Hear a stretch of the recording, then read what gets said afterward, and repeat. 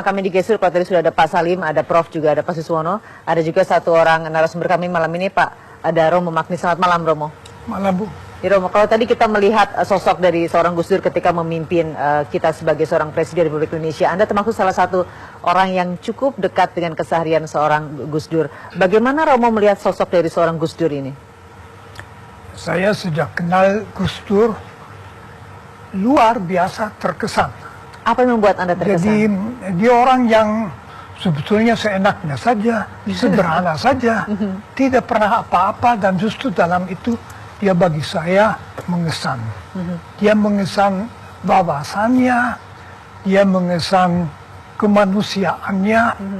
Bagi saya dia juga mengesan Islamnya. Saya di situ melihat suatu Islam yang terbuka, yang percaya diri, karena percaya diri bisa menerima semua, dan itu menurut saya perannya bagi bangsa Indonesia. Kemudian dalam keseharian tentunya menjalani waktu bersama seorang Gus Dur dari hari ke hari, tahun ke tahun, apa yang cerita sampai hari ini masih terus melekat dari sosok Gus Dur di kehidupan Anda, Romo? Saya tidak ada peristiwa-peristiwa tertentu, tetapi saya setiap kali ketemu Gus Dur merasa diperkuat secara batin. Tentu saya juga melihat peranannya, tapi barangkali yang paling penting adalah pengaruh beliau pada bangsa Indonesia, tentu terutama juga bagi umatnya, umat Nadliin, tetapi juga bagi kami yang non-Muslim. Dia orang yang menciptakan suasana di mana kami yang berbeda sebetulnya sama, bisa saling menerima dan bersahabat. Kalau Pak Salim melihat, apakah memang sosok Gus Dur juga layak menjadi seorang pahlawan? Saya kira ya. Tapi saya kira juga kita harus memikirkan kembali, karena jarak kita juga masih sangat dekat. Gus Dur itu kan tidak berkuasa lama. Jadi berbeda dengan Pak Harto, kalau dia berbuat yang kurang juga tidak banyak, berbuat yang bagus juga tidak terlalu banyak karena waktunya terbatas. Tetapi banyak hal yang signifikan dilakukan oleh Gus Dur. Saya kira penjelasan Romo Magnis tadi itu penting sekali. Ada hal yang penting sekali yang dilakukan oleh Gus Dur. Dan itu kalau Anda ketemu masyarakat Tionghoa, mereka sangat senang. Ya. Sampai ada lelucon, waktu kami ke mana itu, somewhere di Jawa Timur ada kelenteng besar itu, ada teman saya bilang, jangan-jangan nanti ada patungnya Gus Dur. Karena orang Tionghoa itu merasa sangat berterima kasih kepada Gus Dur, karena Gus Dur memperlakukan mereka dengan baik dan memberikan hak-hak mereka yang menurut Gus Dur itu pantas mereka nikmati.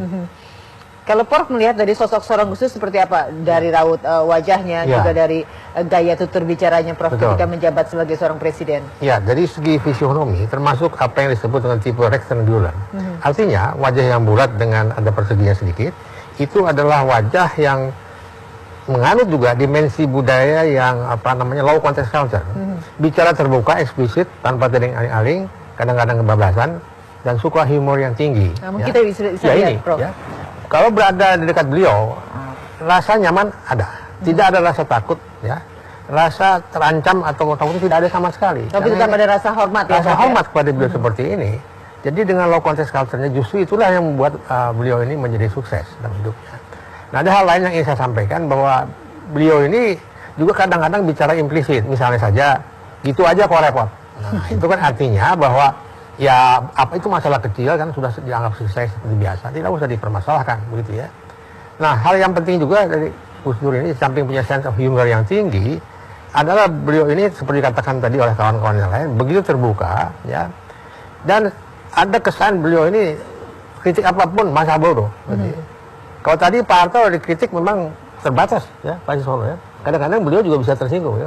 Ini beliau ini tipe-tipe yang jarang tersinggung sama sekali sebetulnya. Mangsa bodoh lah, itu kan. Itu aja kok repot. Ini tipe beliau sebagai seorang presiden yang unik di Indonesia sebetulnya, ya. Unik dalam arti memiliki rasa humor yang tinggi atau memiliki keterbukaan terhadap kesemua Ya, di orang. samping itu sama, karena saya katakan beliau smart, sama saja dengan Pak Harto. Beliau juga mempunyai katakanlah kualitas yang tinggi di dalam manajemen. Nah, ini kita mau dari tampak samping, Prof. Nah, dari samping justru sebetulnya lebih flat daripada Pak Harto. Ya, jadi, nah, tipe-tipe seperti ini sebetulnya temperamentalnya stabil di saat kondisi apapun, ya. Pak Harto kadang-kadang lebih emosional daripada rasional. Itu sesuai dengan usia beliau, main ke sini gitu ya. Beliau kan apa saja lah, ya, stabil terus, ya. Kondisi apapun, ya, tahu. Pada waktu Maksudnya Gus Dur. Ya, stabil. Itu ada teori-teorinya. Ini adalah flat, muka yang flat. Kalau yang agak ke depan sedikit dari samping seperti Pak Harto, ya pintar, smart dan sebagainya. Tapi yang penting buat beliau itu kadang-kadang kritik itu beliau itu kelebihannya barangkali cepat tanggap, cepat bertindak. Ini adalah contoh Pak Harto. Beliau kadang-kadang agak santai sedikit. Jadi berbeda sekali tipe keduanya. Ya, berbeda. Tapi kedua-duanya menurut saya dari sudut sosiologi, kedua-duanya memiliki charismatic authority, mempunyai karisma yang tidak dimiliki orang lain. Karisma, berbicara karisma, Romo, ada beberapa kutipan yang menarik sekali ketika Anda membuat kutipan mengenai seorang Gus Dur, bahwa ada kesamaan antara Gus Dur dengan Pak Karno. Dengan Soekarno. Ya,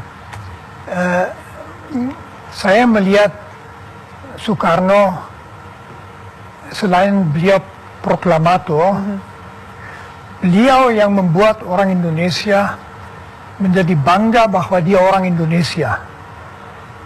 Kita semua masih hidup dari itu, kekuatan kebangsaan, rasa kebangsaan Indonesia barangkali modal sosial paling besar. Nah, Gus Dur juga seorang pencinta bangsa Indonesia, tetapi dia juga punya pengaruh sangat kuat pada cara orang Indonesia berpikir, persepsi orang lain, terutama dalam hal kebinekaan yang senantiasa akan menjadi tantangan bagi bangsa Indonesia. Bangsa Indonesia bisa menerima kebinekaan atau tidak. Dan pada Gus Dur hal itu kelihatan. Dia kan seorang tokoh Muslim dari keluarga Islam yang punya sejarah yang mendalam.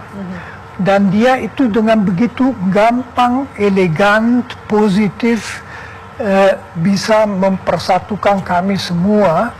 Saya kira dia punya pengaruh yang panjang dan jauh. Itulah Mempersatukan dalam arti ada rasa kebinekaan. Nanti saya akan meminta Pak Salim untuk menjawab Gus Dur sebagai tokoh dari kebinaan, dan kita akan kembali saat lagi di Gestur.